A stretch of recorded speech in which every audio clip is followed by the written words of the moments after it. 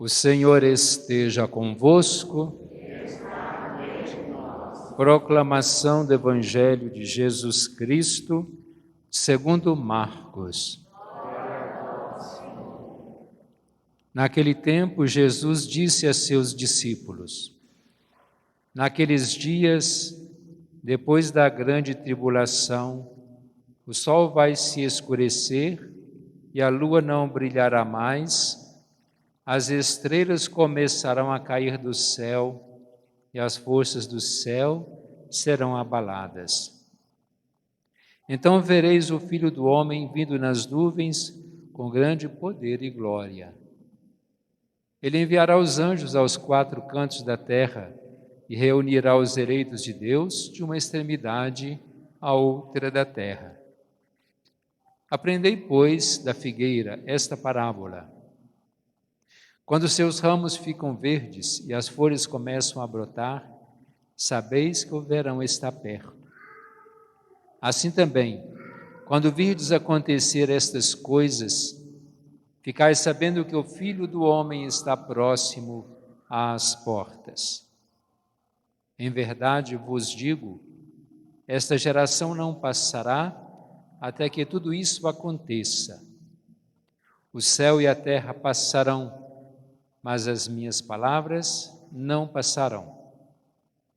Quanto àquele dia e hora, ninguém sabe, nem os anjos do céu, nem o Filho, mas somente o Pai. Palavra da salvação.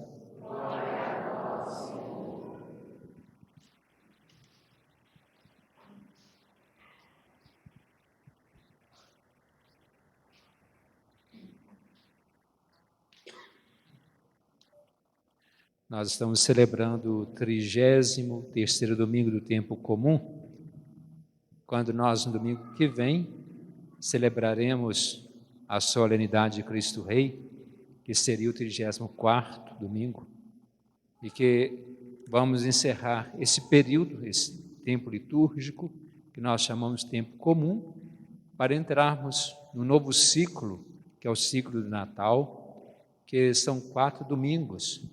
Nós chamamos de domingo do Advento.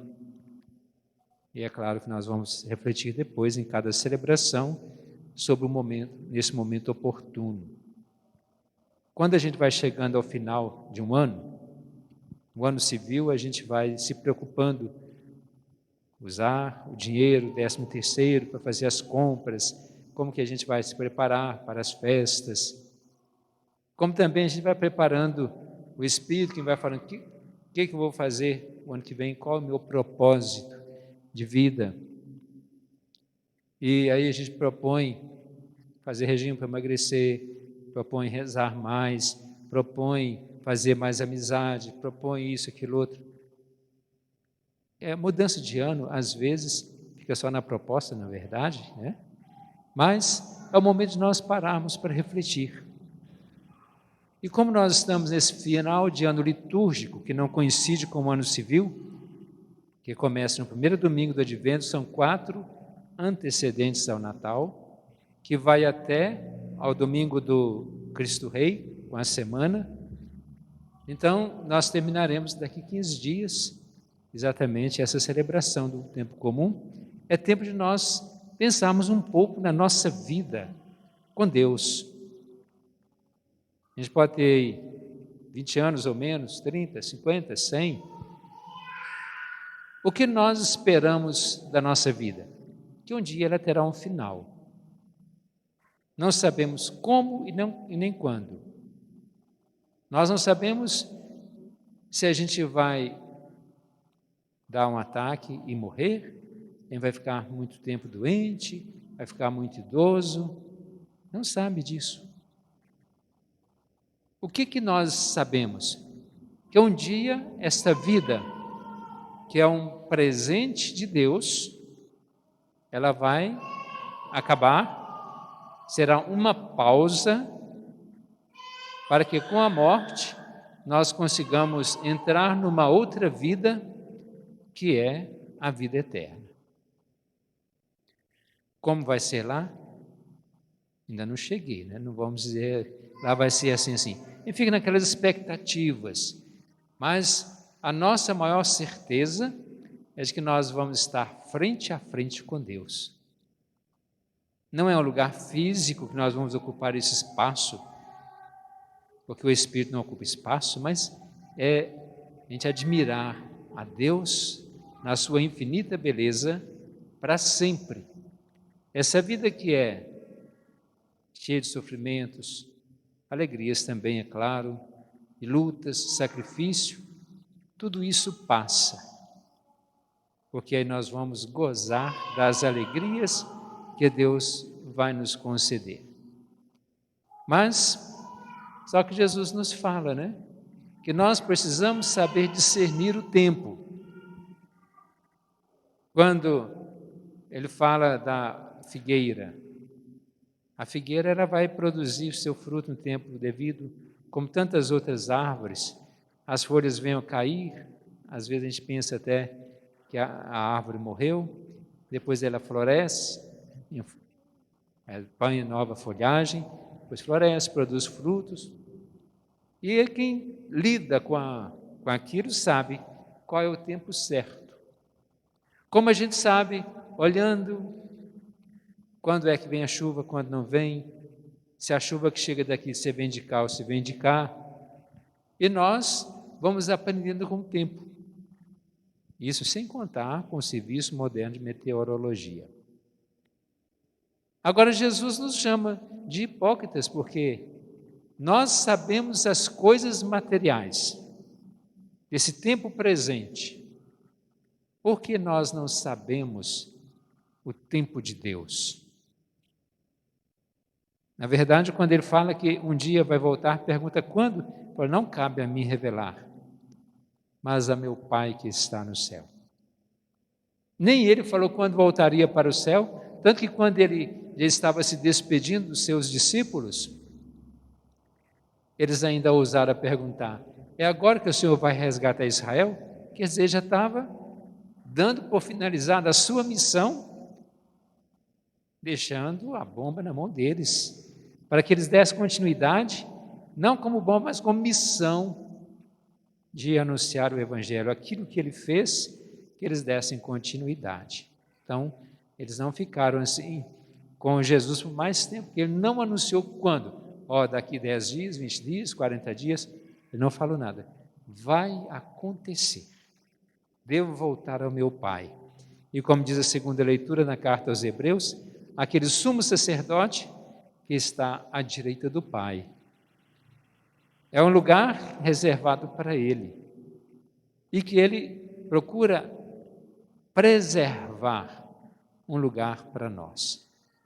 Como disse, não é um lugar físico, como os seus discípulos queriam, um sentar à sua direita, outro à sua esquerda, ou quem será o maior no reino de Deus. Não é com essa interpretação que Jesus passa para nós essa mensagem de lugar, mas que nós estejamos prontos, para que quando chegar a hora que nós não sabemos, nós não vamos saber interpretar, apesar que muitas vezes a gente fala, fulano parecia que está pressentindo que ia morrer, mas ele não sabe a hora. Mas quando chegar, que a gente seja levado e acolhido por Deus. Mas como que nós devemos fazer? O Papa Francisco instituiu neste domingo, o último domingo antes do domingo de Cristo Rei, o Dia do Pobre, já no 5º ano.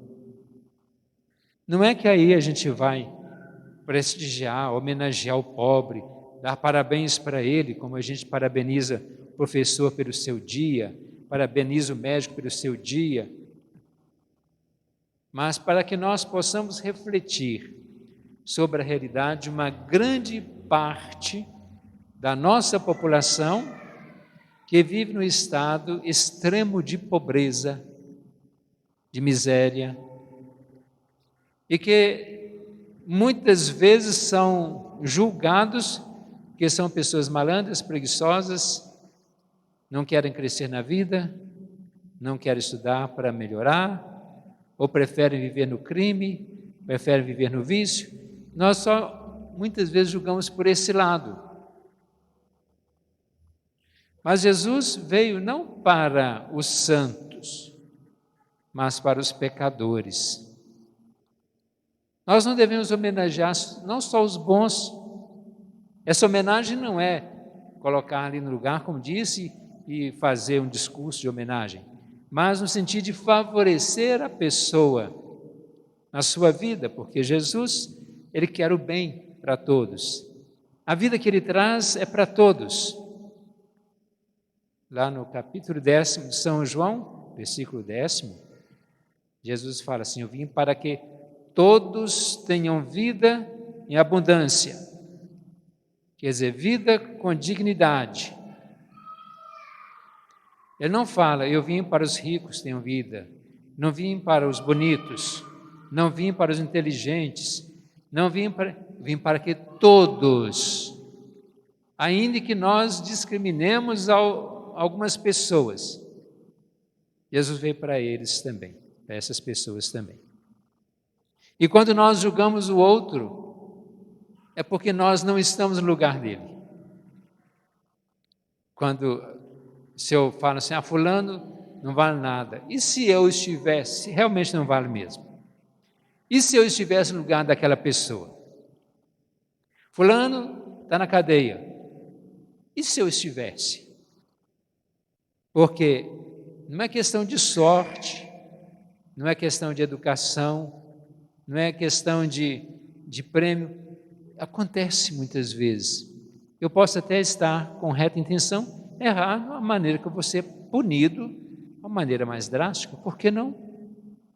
Quantas pessoas boas são presas porque deslizaram em algo muito grave? Pode ser um de nós. Então vamos pensar que Jesus veio para dar a vida para todos, para os que fazem o mal e para nós que julgamos o outro mal, que pode ser que o nosso julgamento seja pior que a ação do outro. Que nós julgamos alguém pensando que ele é o pior, mas com o nosso julgamento, com a nossa falta de caridade, nosso pecado pode ser muito maior. Porque se o maior mandamento é o mandamento do amor, o maior pecado é o pecado contra o amor, contra a caridade. E se nós faltamos contra o amor, contra a caridade, estamos em pecado.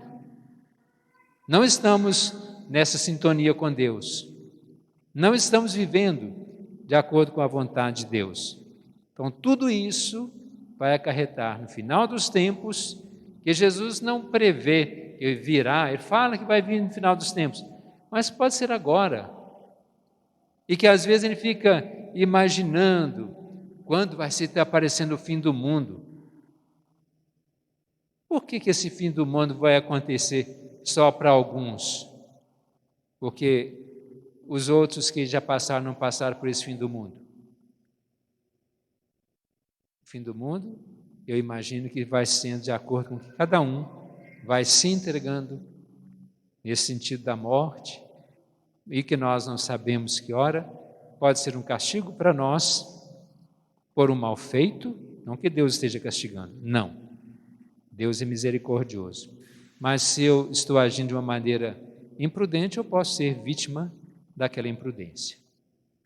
Podemos ser vítima de uma doença, podemos ser vítima da idade avançada, tudo isso, mas nós não sabemos. Por isso, vamos fazer o bem, vamos viver o amor aos outros, porque quando chegar a nossa vez, possamos nos apresentar diante de Deus com as nossas mãos cheias, não do que nós lucramos financeiramente, mas das nossas boas ações.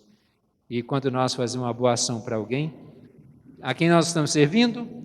A Jesus Cristo, porque o que nós fizermos, vamos ver domingo que vem, nós fizemos ao menor dos nossos irmãos, a Ele próprio que estamos fazendo. Quanta oportunidade que temos de servir a Jesus, servindo, sobretudo, no pobre, no necessitado. Façamos a nossa profissão de fé.